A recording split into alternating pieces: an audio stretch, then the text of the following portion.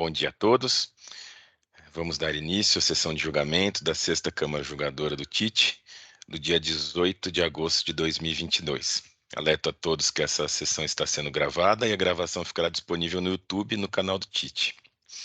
Peço a todos que mantenham os microfones no mudo enquanto não estiverem falando, para evitar ruídos e microfonia. Esclareço que nós vamos pela ordem da pauta, priorizando os pedidos de sustentação oral. Eu começo formalmente a sessão, então, verificando o quórum de presença dos integrantes da Câmara no EPAT.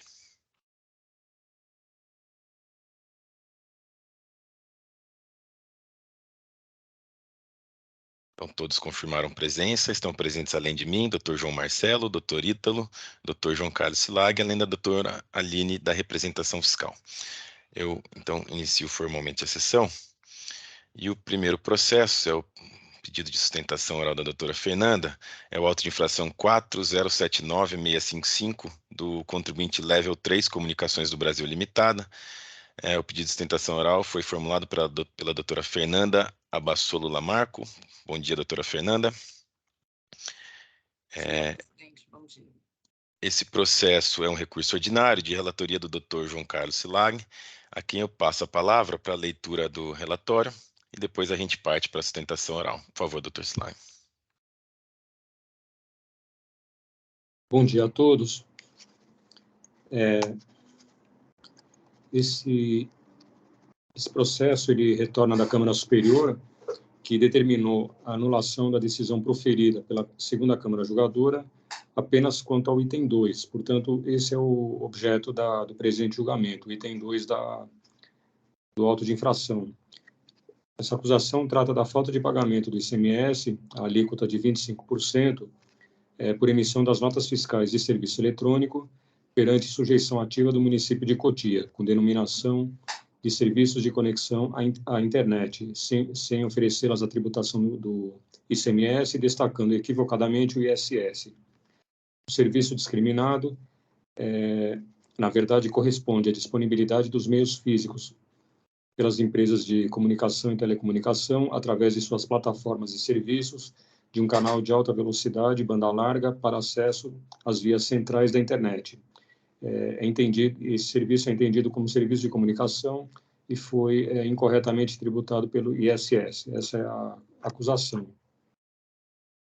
E, portanto, em primeira instância, o auto de infração havia sido mantido, o contribuinte apresentou recurso ordinário e assim, após o julgamento na Câmara Superior, do recurso especial, encontra-se em julgamento novamente apenas o item 2, a acusação correspondente ao item 2. Esse é o relatório. Obrigado, doutor Silag. Passo a palavra, então, à doutora Fernanda para a sustentação oral. Obrigada, presidente. Bom dia a todos, ilustres julgadores, douta representação fiscal e a todos os colegas que acompanham aqui o julgamento.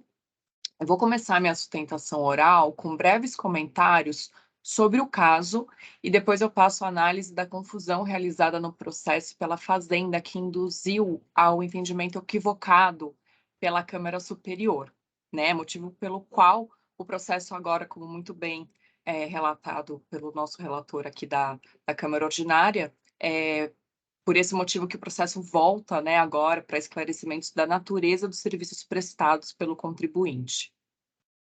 Então, o contribuinte aqui, a empresa, ela é uma empresa de telecomunicações. Então, ela celebra com seus clientes, que são grandes empresas, contratos por meio dos quais presta serviço de acesso à internet, provê os IPs necessários ao acesso à internet e aluga equipamentos para prestação de serviços de acesso à rede.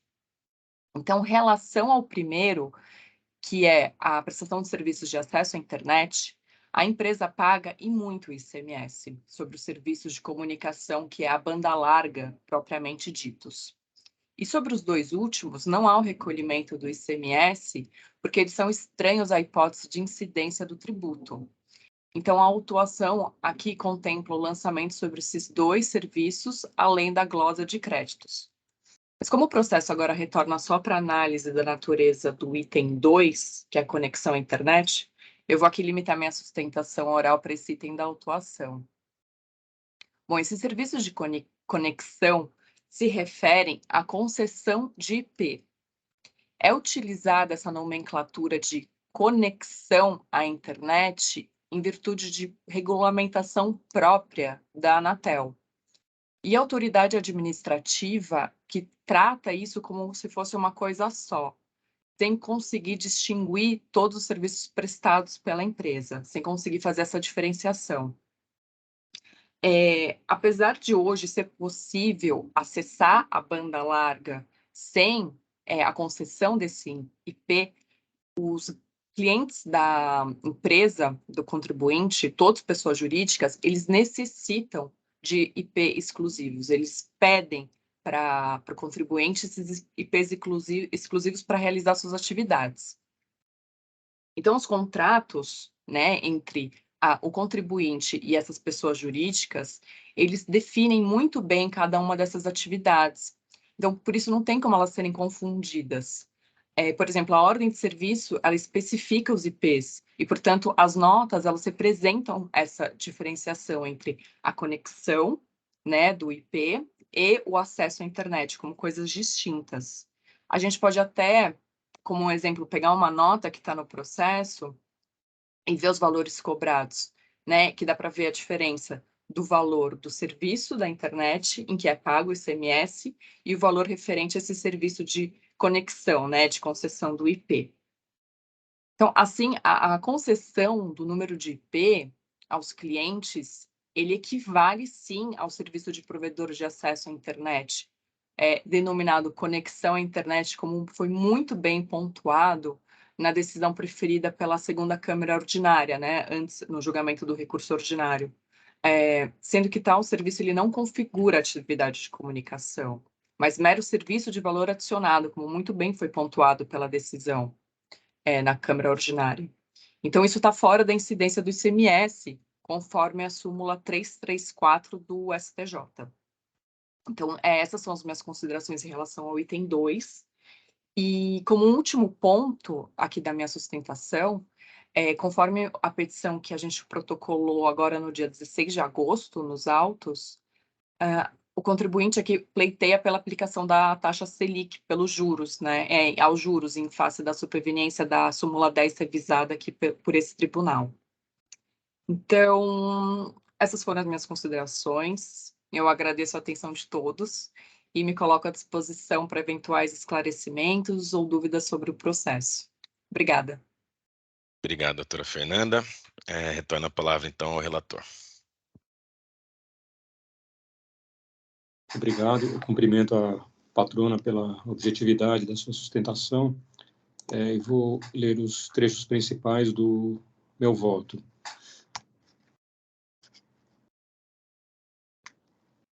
A recorrente alega que, assim como a autoridade autuante, a decisão singular também se confundiu na análise dos serviços prestados pelo contribuinte, não fazendo distinção entre o serviço de acesso à internet, tributável pelo ICMS, e o serviço de provimento de acesso à internet, em face do qual seria inexigível o ICMS. O serviço de acesso dedicado à internet teria sido tributado, tendo o autuado efetuado o devido recolhimento do ICMS. Entretanto, a infração apontada não se trataria de serviço de acesso dedicado, mas de valores cobrados exclusivamente pela concessão do IP, que seria faturado de forma separada e sobre o qual a recorrente recolheria o ISS, por se tratar de serviço de valor adicionado, conforme entendimento da Anatel e da jurisprudência consolidada. Não incidiria o ICMS sobre o serviço de conexão à internet, equivalente ao serviço prestado por provedores de internet, conforme a súmula número 334 do STJ, porque se trataria de um serviço de valor adicionado.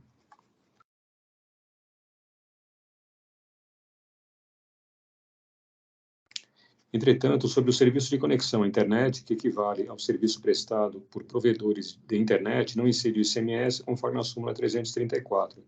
Trata-se de serviço de valor adicionado que, em alguns casos, nem é fornecido juntamente com o serviço de comunicação. Salienta-se não ocorrer a alegada confusão. O agente fiscal autuante já havia afastado este argumento em sua manifestação fiscal, do qual eu trago, o qual eu reproduzo no meu voto. Eu vou ler apenas alguns trechos da manifestação do fiscal a qual eu acolho. O contribuinte presta serviço de banda larga, de conexão à internet em alta velocidade, entretanto, descaracteriza a parte significativa do serviço através da determinação conexão à internet e tentando caracterizá-lo incorretamente como um serviço de valor agregado. O serviço de banda larga não se confunde com o serviço de conexão à internet. O primeiro é uma plataforma de serviços constituída de canais de transmissão de dados dedicados ou compartilhados, utilizando geralmente o protocolo de comunicação TCP/IP, em alta velocidade ou alto volume de tráfego, e trata-se de telecomunicação básica, razão pela qual é tributável com carga de 25% de ICMS. E, embora possa ser utilizado para conexão com a rede mundial internet, bem como com outras redes, inclusive redes privadas, pode ele mesmo ser a própria rede básica, o backbone de um empreendimento. O segundo é um serviço, este sim, de valor agregado e sujeito à tributação municipal, e utilizado para fazer a comunicação entre uma rede que não oferece acesso direto à internet, tal como a rede de telefonia pública e a rede mundial internet. Atualmente, com a conexão direta do usuário à internet em banda larga, restaram somente as atividades de autenticação do usuário e atribuição de endereço lógico, que é o endereço IP, entre as anteriormente executadas pelos provedores de acesso. E para essas atividades, a infraestrutura necessária é um simples aplicativo sendo executado em um computador ou servidor, não havendo mais a necessidade tecnológica de uma empresa especializada em provimento de acesso à internet, pois a própria empresa prestadora do serviço de banda larga, que necessita de uma infraestrutura de telecomunicações para tal, pode facilmente executar essas atividades. Dessa forma, nas prestações de serviço de banda larga, atividade de telecomunicação, tributada pelo ICMS com alíquota de 25%, os principais prestadores de banda larga nem cobram pelo serviço de provimento de acesso.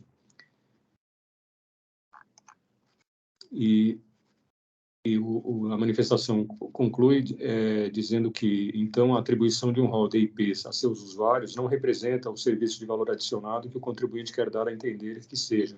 A atribuição de rols de IPS é uma atividade inerente ao próprio funcionamento das comunicações, pois sem ele, os pacotes de informação não poderiam ser identificados na rede da Level 3. Diante disso, resta comprovado o equívoco do contribuinte ao classificar seu serviço e, consequentemente, sua indevida sujeição ao imposto municipal, quando o correto seria a tributação pelo ICMS. Aí eu digo que a decisão monocrática igualmente havia examinado a questão e dirimido qualquer dúvida, porventura existente, acerca da alegada confusão. E aí eu reproduzo os itens, parágrafos 25 e 26, 25 a 28 da decisão de piso. E digo que, conforme esclarecido pelo julgador de primeira instância, a cláusula primeira do convênio CONFAS 69 de 98 não traz qualquer ampliação das hipóteses de incidência do imposto. Portanto, não prospera a alegação de confusão. As provas colacionadas nos autos demonstram que a autora disponibiliza onerosamente suas plataformas e serviços, destacando-se os canais de alta velocidade, banda larga, para acesso de seus clientes às vias centrais da internet, em velocidade mais alta que obtida através do uso comum das redes públicas das empresas prestadoras de serviço telefônico. Aí eu digo que a matéria encontra previsão legal no ordenamento, desde o artigo 155, inciso 2 da Constituição, passando pelo artigo 146, inciso 3, alínea A, também da Constituição, que delega a lei complementar a atribuição de estabelecer normas gerais em matéria tributária, e a lei complementar 87/96, que dispõe sobre a onerosidade sobre a incidência do ICMS sobre as prestações onerosas de serviços de comunicação, a lei 6.374/89, e, finalmente, o regulamento do ICMS do Estado de São Paulo. E também o serviço de telecomunicações está previsto na Lei Geral das Telecomunicações, a Lei número 9.472 de 97. E assim, de acordo com a legislação, o provedor poderá ser tributado pelo ICMS se, além de permitir o acesso à internet, for o responsável pelo serviço de telecomunicação, que lhe dá suporte. Nesse caso, o provedor será tributado não pelo simples acesso, mas pelo serviço de telecomunicação necessário para viabilizar o referido acesso.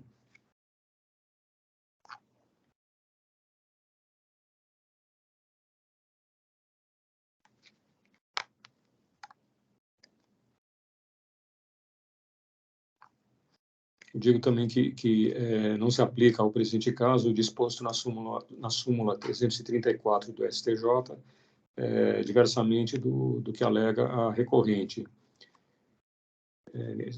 Sobre essa questão, já haviam se manifestado corretamente tanto o agente fiscal autuante quanto o julgador tributário, inclusive no item 27 da sua decisão. E eu digo que não resta qualquer dúvida, portanto, acerca da distinção entre o serviço de comunicação e o serviço de simples provimento de acesso à internet. Assim, conclui-se que a autuada é uma prestadora de serviços de comunicação, possuidora de licença da Anatel para desenvolver as atividades inerentes, e observa-se que a atividade de provimento de acesso à internet integra o conjunto de atividades necessárias à prestação de serviço de telecomunicação, de link dedicado a redes corporativas, que se constitui num real serviço contratado pelo seu cliente. Não subsiste, portanto, a alegação de que parte dos serviços prestados pela recorrente se sujeita à incidência do ISS. E eu destaco que a matéria não é nova neste tribunal, já tendo sido debatida na colenda da Câmara Superior, no julgamento do auto de infração 4039887, cujos itens 1 e 2 tratavam de acusação idêntica àquela objeto do item 2, ora discutido, e com relação aos referidos itens 1 e 2 naquele processo,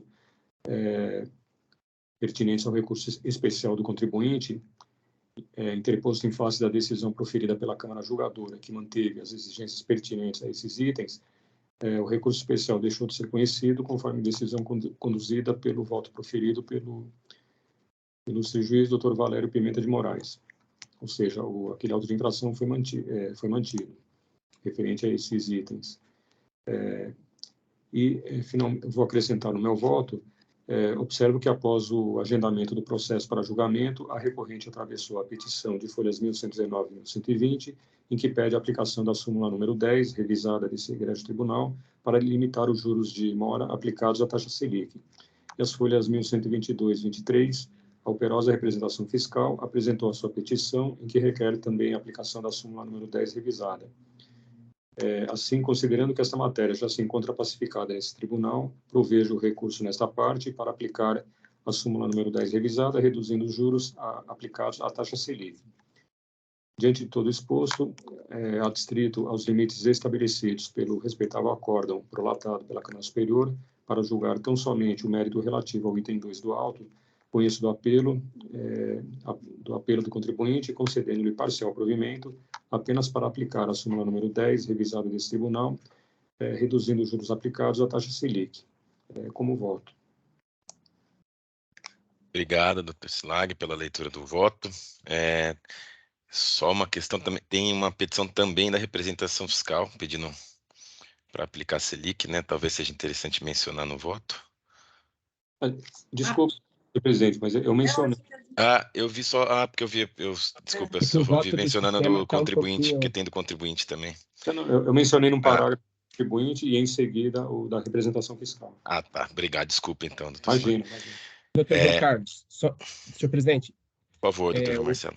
Desculpa atrapalhar, mas no sistema está um pouquinho diferente, né, doutor João Carlos?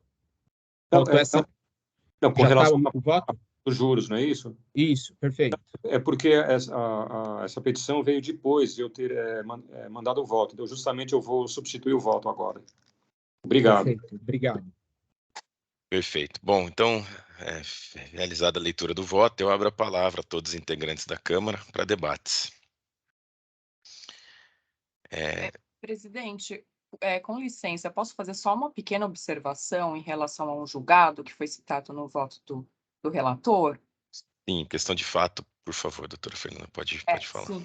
Em relação ao precedente da Câmara Superior, né, o 4039887, ele ainda não foi finalizado pela Superior, porque apresentamos um pedido de retificação de julgado, então a matéria ainda está pendente, tá? Era só essa observação. Obrigada, peço desculpas pela interferência. Não, que isso, doutor Fernando. De qualquer forma, o posicionamento da Câmara Superior, nesse caso, é amplamente pela incidência do imposto.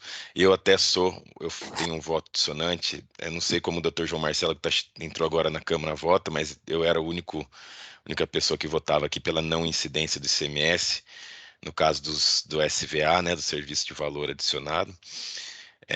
Mas nesse caso eu nem vou fazer um pedido de preferência, porque eu acho que aqui as provas dos autos não me deixam seguro que não é de fato serviço de comunicação. Eu já votei em diversos casos, como aluguel de equipamentos, gerenciamento de rede, etc. Mas esse caso do IP, internet, protocolo, eu fico na dúvida se de fato não é um serviço de comunicação pelas provas desses autos. Então, nesse caso, eu não vou nem fazer uma preferência. Doutor João Marcelo pediu a palavra. Doutor Paulo, muito obrigado pela palavra.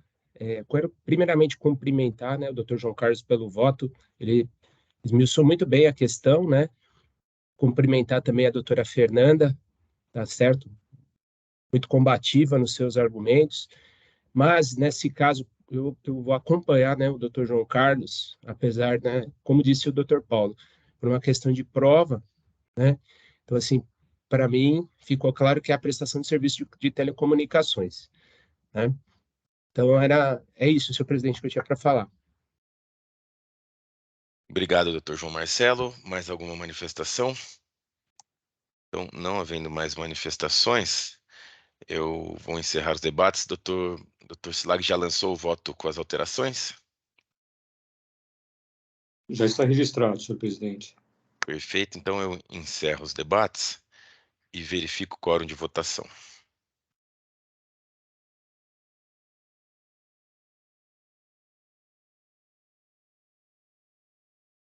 Todos confirmaram presença. Eu inicio votação.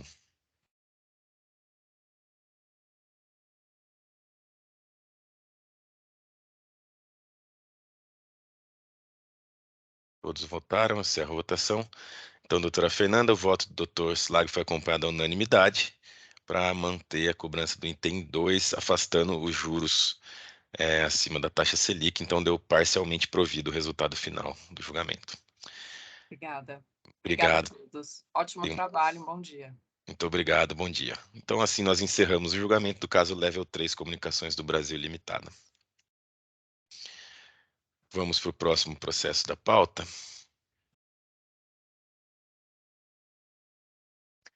O próximo processo é do autuado Hopi Hari S.A., auto-infração 4138094. É um recurso ordinário, também de relatoria do Dr. Silag, a quem eu passo a palavra para a leitura do voto. Então, obrigado. Esse auto de infração tem por objeto uma acusação, que é de falta de entrega de arquivos da escrita fiscal digital.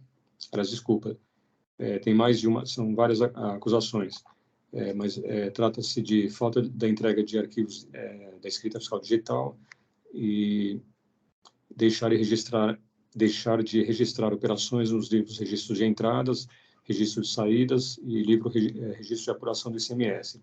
E também deixar de entregar GIAs, deixar de apurar e recolher o ICMS devido relativo às saídas tributadas. Em primeira instância, o auto de infração foi mantido, então vamos julgar o recurso ordinário. Assim, inicialmente, as questões preliminares, o contribuinte alega a nulidade do auto, mas eu entendo que não se verifica essa nulidade, uma vez que o auto de infração contém todos os elementos previstos no artigo 142 do CTN, não se vislumbra, portanto, qualquer cerceamento ao direito de defesa do contribuinte. E passando ao exame do mérito, eu registro no meu voto que, pela leitura do recurso ordinário, verifica-se que o contribuinte não atacou realmente as acusações. Ele limita-se a trazer questões, digamos, alheias à autuação, como falando da questão do Covid, que teria trazido dificuldades a ele, para o cumprimento das obrigações tributárias, ou questões do contexto econômico do país, ou do setor econômico, que não tem nada a ver com as acusações ora em julgamento.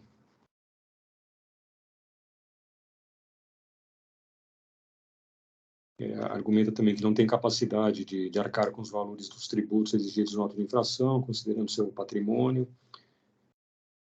E, enfim, apresenta argumentos genéricos.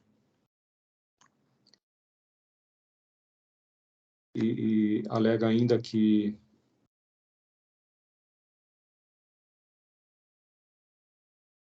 não se sustenta a alegação, desculpa.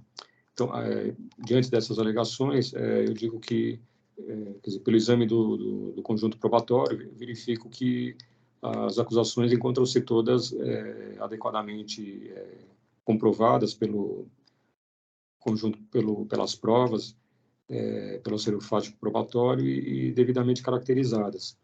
E digo que não se sustenta também a alegação de que a falta de lançamento dos débitos do ICMS nos livros fiscais de entrada teria sido compensada pelo não lançamento dos créditos correspondentes, porque a ausência de escrituração das notas fiscais de entrada descumpre o disposto no artigo 214 do regulamento, consistindo-se esse descumprimento numa infração que foi corretamente capitulada e combinada a correspondente penalidade.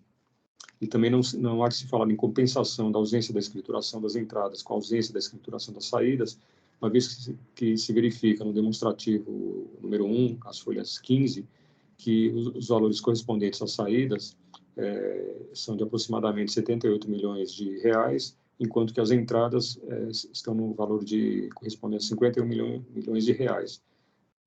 E ressaltando-se que nenhum desses valores foi registrado nos livros fiscais. E digo também que não é displicente a alegação de não ter entregado os arquivos digitais devido à pandemia da Covid-19, uma vez que a Fazenda Estadual, assim como outros órgãos governamentais, não dispensou os contribuintes do cumprimento de suas obrigações tributárias, acessórias e principais devido à pandemia. E digo que, conforme bem salientado pela representação fiscal, no seu parecer, a Fazenda Estadual contemplou os contribuintes com determinados benefícios, o que não significou, porém, uma dispensa geral, suspensão irrestrita do recolhimento do imposto. Então, portanto, quanto ao mérito, não vejo qualquer razão do contribuinte na sua irresignação, e mantenho as acusações. Com relação à questão da inconstitucionalidade dos juros superiores à taxa Selic, eu aplico a súmula número 10, revisada, reduzindo os juros, portanto, à taxa Selic, e também não prospera o argumento de que não poderiam ser aplicados os juros à multa. Essa matéria já se encontra sedimentada nesse tribunal, conforme a súmula número 13. Com relação ao caráter confiscatório das multas aplicadas, também não se discute essa matéria, uma vez que as multas são estabelecidas pelo legislador de acordo com o potencial lesivo da infração que ele entende necessário, e não se discute, não cabe ao órgão de julgamento discutir a constitucionalidade das leis, por expressa vedação do artigo 28 da Lei 13.457, e também com relação às multas aplicadas,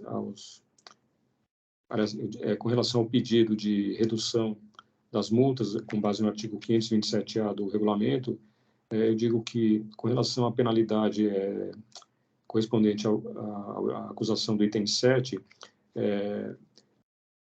a natureza da acusação, que é falta de pagamento do imposto, já impede, inclusive, o exame da concessão desse benefício, da redução a essa acusação. Com relação aos demais itens,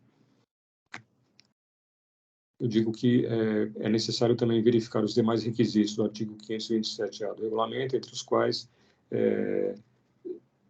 se destacam os seus antecedentes fiscais. E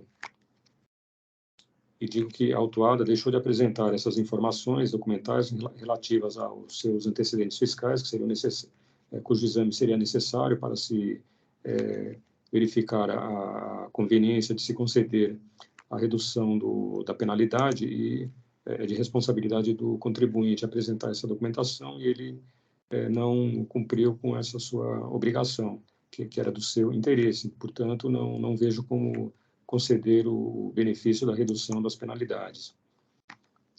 E destaco ainda que a recorrente deixou de entregar e escriturar regularmente os documentos fiscais em desatendimento às disposições legais desde o exercício de 2016, conforme se lê no relatório circunstanciado às folhas 12 e 14. E, portanto, causa estranheza que uma empresa de elevado porte econômico e de destaque em sua área de atuação, em período muito anterior à referida pandemia, deixou de cumprir reiteradamente com as suas obrigações fiscais. Portanto, adicionalmente, tal comportamento também não recomenda a benesse da redução das penalidades aplicadas. Assim, diante de todo o exposto, conheço do recurso ordinário e concedo-lhe parcial provimento apenas para reduzir os juros conforme a taxa Selic, na esteira da súmula número 10 revisada, como voto. Obrigado, doutor Silag, pela leitura do voto. Abro a palavra a todos, então, para debates. Eu já adianto que eu vou acompanhar o doutor Silag. A única questão que me fez pensar aqui é a questão da redução da multa, mas realmente eu pesquisei, tem diversos outros autos de infração desse mesmo autuado, inclusive com a mesma acusação. Como bem apontado pelo Dr. Silag aqui, a própria conduta deste processo foi reiterada por um longo período. Então, nesse caso, eu também vou acompanhar pela não redução. Alguém tem mais alguma manifestação? Então, não havendo mais manifestações, eu encerro os debates e verifico o quórum de votação.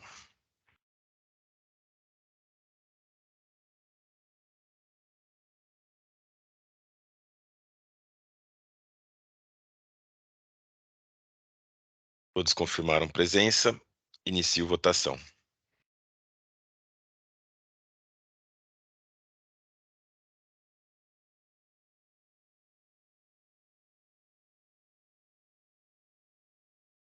Todos votaram.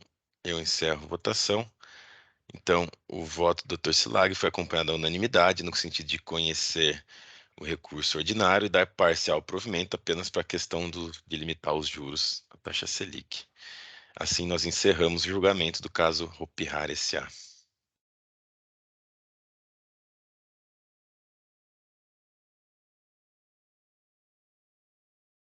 E assim, julgamos os dois processos da pauta de hoje.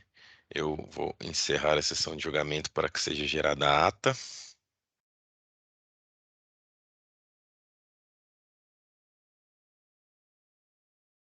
Ata gerada. Eu agradeço a presença de todos. Desejo um bom dia e até a próxima semana. E assim, eu encerro a sessão de julgamento da 6ª Câmara Julgadora do TIT do dia 18 de agosto de 2022. Peço, por favor, para o Jailson encerrar a gravação.